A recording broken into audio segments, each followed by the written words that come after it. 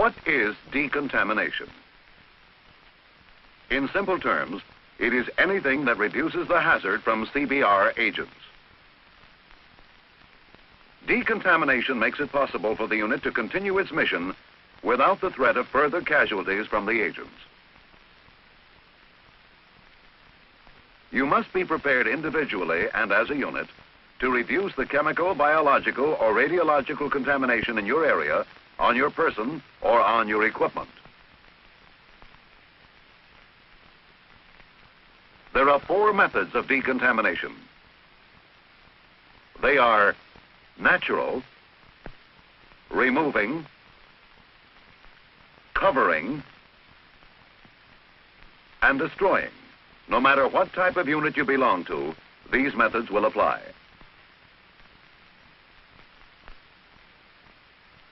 Natural decontamination occurs by weathering or aging. One way weathering works for you is when chemical agents are blown away by the wind. Decontamination can also result from the evaporation of liquid agents. Rain can flush away CBR agents. Nature sometimes does the job that might require many man-hours to accomplish. Most biological agents are destroyed by sunlight. Weathering is the simplest way to decontaminate chemical and biological agents. You should take advantage of nature's assistance through weathering whenever possible.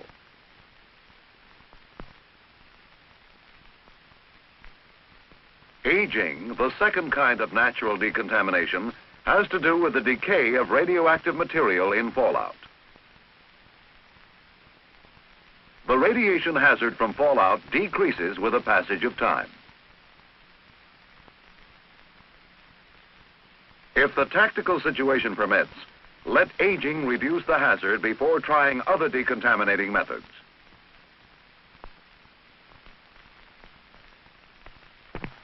The second method of decontamination, removing, includes 2 types: the dry process and the wet process.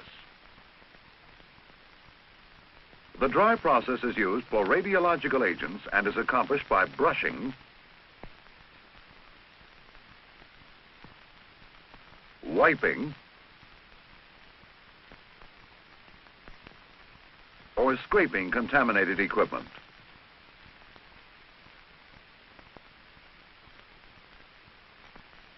It is very important to monitor equipment during decontamination in order to determine when the contamination is down to a permissible level.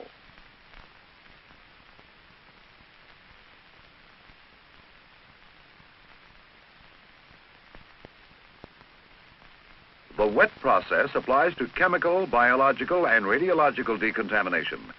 This can be accomplished by hosing or washing with soapy water.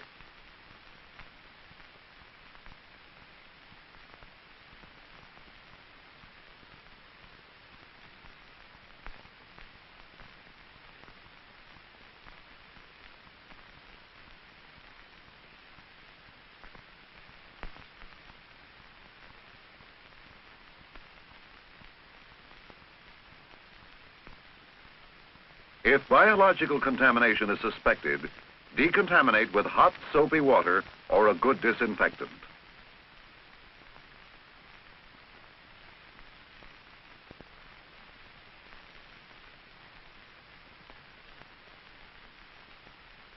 In any decontamination operation, the contaminated waste material should be controlled and decontaminated. This requires your careful attention as much as any other phase of decontamination.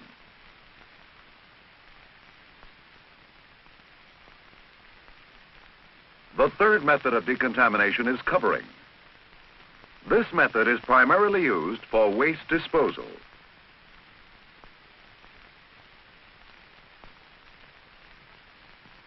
Check periodically to be sure there is no chemical vapor hazard. The importance of testing cannot be stressed too often.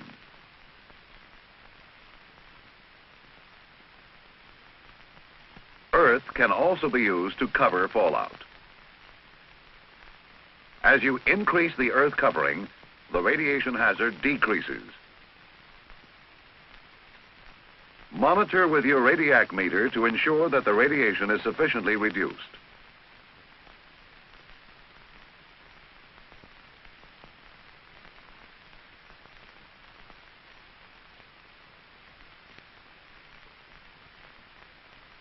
The fourth method of decontamination, destroying, applies to chemical and biological agents only.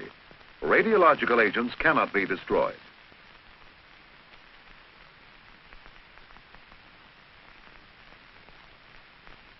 Standard decontaminants used to destroy chemical and biological agents are STB and DS2.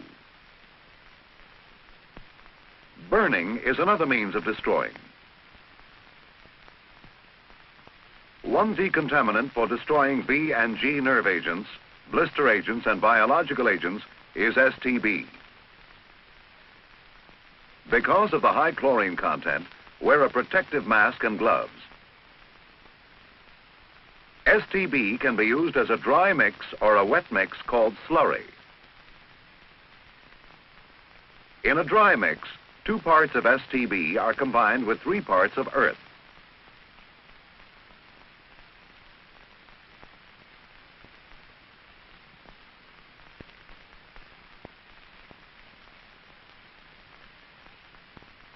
The purpose of this mix is to prevent a fire hazard should the STB come in contact with liquid mustard.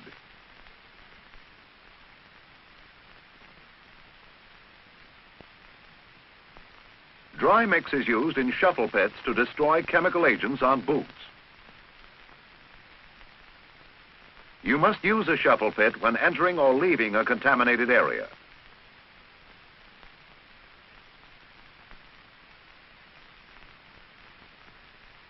It is also spread underneath and around equipment to be decontaminated. This procedure destroys toxic agents which drip off the equipment onto the ground. Dry mix can also be used for vital area decontamination.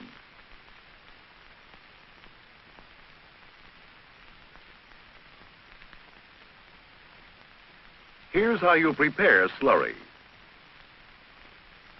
Mix 1 can of STB with approximately 6 gallons of water. The slurry is simple to make and can prove very effective.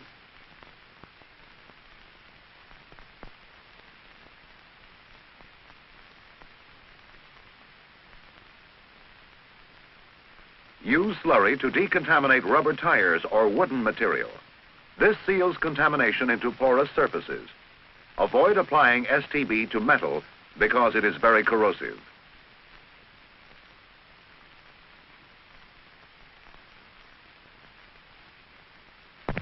Another decontaminant is DS2. It is easy to use and will destroy all known toxic chemical agents and non-spore-forming biological agents.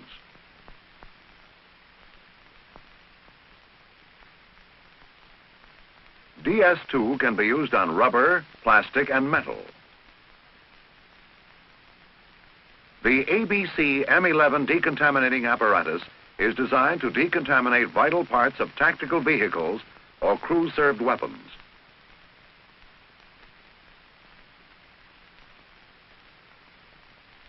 You can also apply DS2 by swabbing or brushing it on equipment. Be careful when using DS2 solution, as it is irritating to the skin.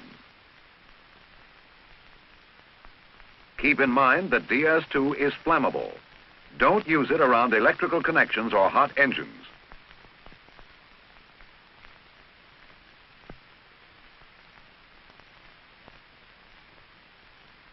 After applying DS2, wait 30 minutes.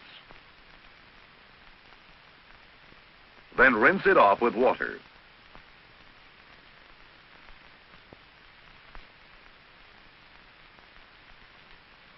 Liquid chemical agents on terrain can be destroyed by burning. This is especially feasible where the contamination is on vegetation that can be burned. The burning will vaporize and destroy the liquid agent. Remember, whenever you decontaminate by burning, be sure to warn friendly personnel downwind of the toxic vapor hazard.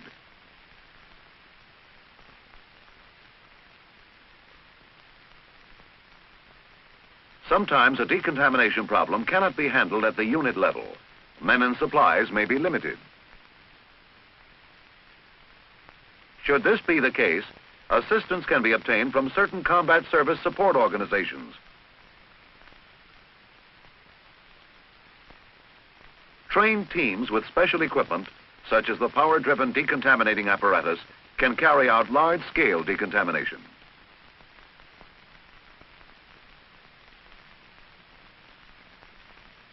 Most of the time, you will be operating without the assistance of specially trained men and their equipment. CBR decontamination is your responsibility, no matter what kind of unit you belong to. Remember the 4 methods of decontamination: natural, removing, covering, and destroying. However, radiological agents cannot be destroyed. Your unit will have decontaminants to destroy chemical agents. STB, which can be employed as a dry mix or slurry to decontaminate V and G agents, blister agents, and biological agents. And DS2, effective for toxic chemical agents and non-spore-forming biological agents. Burning is another means of destroying contamination. Mark contaminated areas with the proper signs, whether it's chemical, biological, or radiological contamination. In any decontamination operation, the contaminated waste material should be controlled and decontaminated. Don't fail to use your radiac meter during radiological decontamination. This is a must for your safety and the safety of your unit. Test for chemical contamination with your detector kit. Test before decontaminating and after completion of decontamination to be sure the hazard is reduced sufficiently. If you fail to decontaminate, you endanger not only yourself, but also the other men of your unit. Don't ignore contamination. Don't become a casualty.